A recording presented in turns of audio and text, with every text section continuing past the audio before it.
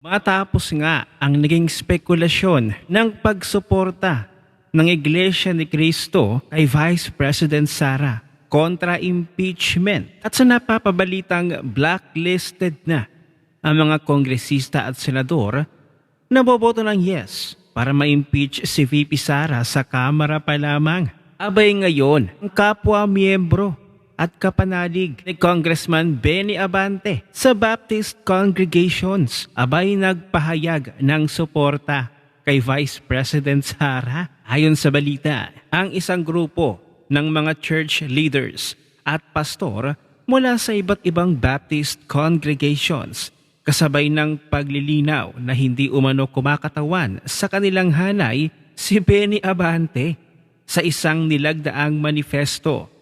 Ipinahayag ng dose-dose ng religious leaders ang kanilang buong suporta sa pamilya Duterte, partikular kay Vice President Duterte sa gitna ng umiigting na tensyon politikal sa bansa. Ayon sa dokumento, ang manifesto ay ipinresenta sa pamamagitan ni Harold James Duterte at nilagdaan ng mga pastor at leader mula sa 75 Pilgrim Bible Baptist Churches kasama ang iba pang kaanib na simbahan mula sa Luzon, Visayas at Mindanao.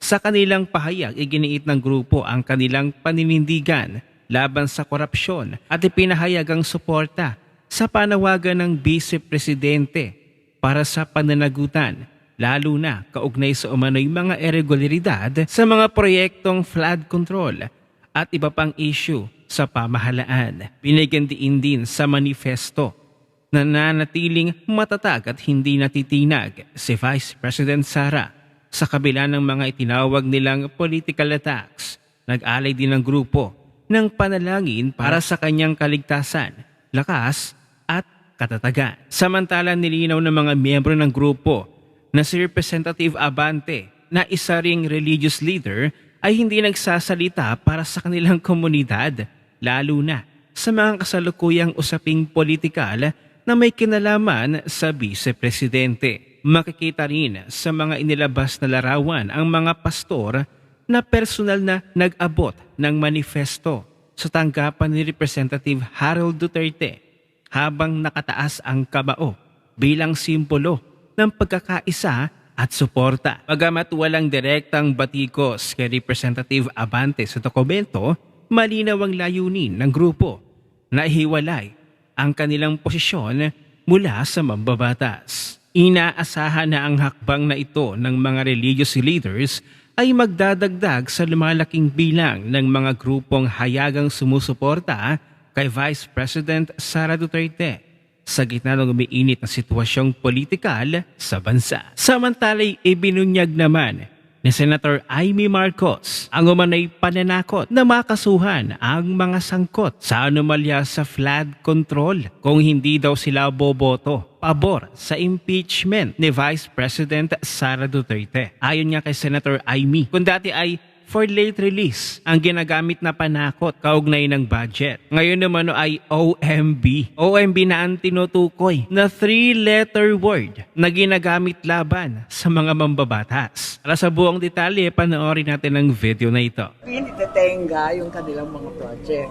Ngayon, nasanay na sa hirap at hirap pa rin na talagang walang mga project, walang lumalabas. Ngayon, yung 3 little letters daw, OMB, makasuhan daw kayo. Ano ba ito, nananakot? Pagbihira naman. Pag hindi sila bumoto sa baba. May balitang ganyan, pati dito sa itaas. Pag Yun lang. May takutan. Yun nga lang sa dami ninyo sa Congress, natatakot kayong kasuhan. Ay wag naman ganoon. Magkaisa naman kayo para sa ikabubuti ng ating bayan. Natatakot kayo, natathreaten kayo ngayong Marcos administration sa ikakaso sa inyo. Pero sa 2028, hindi kayo natatakot. At saka doon sa Kongreso, yung mga kongresista, wag na kayong matakot. Natutulan itong impeachment na ito. Kasi kung malaman ng taong bayan na kayo ay bumoto, mamarkahan kayo ng taong bayan, hindi na kayo iboboto sa 2028. Kasi alalahanin ninyo sa Senado, meron bang bilang para makonvict si VP Sara? Ang pagkakaalam ko, 15 lang yata sa miyembro ng Senado ang majority doon. Ilan ba dapat yung kailangan para makonvict si VP Sara na boto? 16 votes. Ilan doon yung mga maka-Duterte?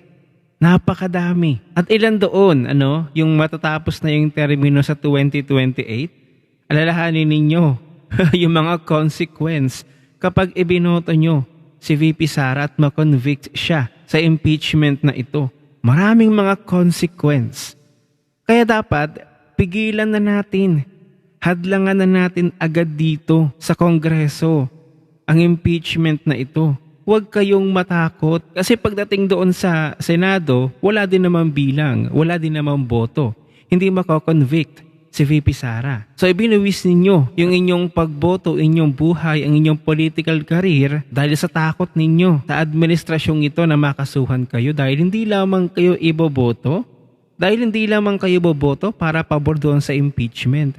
Gayong hindi naman ito papasa o lulusot doon sa Senado dahil walang bilang doon. Kaya nga pala itong si Boyeng Remulla ay pinapasumite pala ang salin ng mga kongresista. Ay totoo ba ang chismis na ito nung nakaraan na mayroon palang pananakot sa mga kongresista? Pero ito lang yung masasabi ko na parang kabobohan na lamang kung papanig ka pa sa administrasyong ito, kung magsaside ka pa sa administrasyong ito. Para sa mga kongresista na boboto sa impeachment, ay para na lamang kayong tumapak sa kumunoy. Kahit alam mo na yung kahihinatnan nito, palubog ang administrasyong ito, ay kasama na kayo doon. Hindi rin naman nakapagtataka na mananakot ng kaso kasi siguro itong mga kongresista na ito, takot na rin na tumanggap ng mali-malitang pera. Kaya kaso na lamang ang pananakot.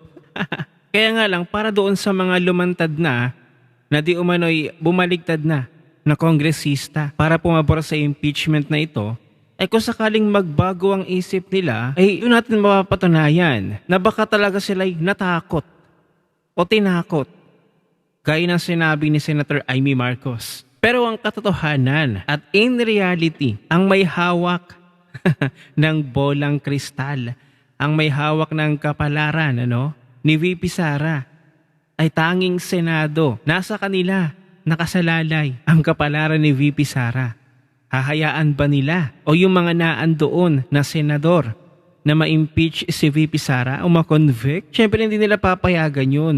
Doon sa mga anti-Duterte na naman, simula pa lamang noong 2016 ay talagang mananatili sila sa ganoon. Mananatili silang anti-Duterte hanggang sa kanilang huling hininga. Kaya hindi na nila iisipin pa yung kanilang political career kasi eto na yun Si VP Sara na ito, parang ito na yung pinakakinatatakutan nila. Ang ayon-ayon nilang mangyari ang makaupo si VP Sara sa pagkapangulo sa 2028 dahil kapag naupo ito ay sigurado lahat ng may kinalaman, sangkot sa pagnanakaw sa kaban ng bayan ay siguradong mananagot. Kaya hindi na nila iniisip ang kanilang political career na kahit alam nilang kulang na sa boto, itutuloy pa rin nila. Pero mas marami pa rin at majority pa rin ang pumapabor kay Vice President Sara. Iyon ang katotohanan. Kung kayo ang tatanungin, inaasahan niyo pa ba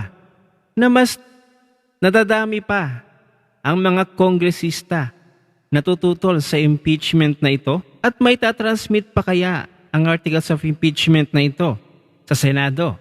Abangan natin yan. Ano ang inyong opinion? I-share mo na ang video na ito. Mag-iwan ng comment at like dyan sa ibaba at magkita-kita ulit tayo sa susunod na video.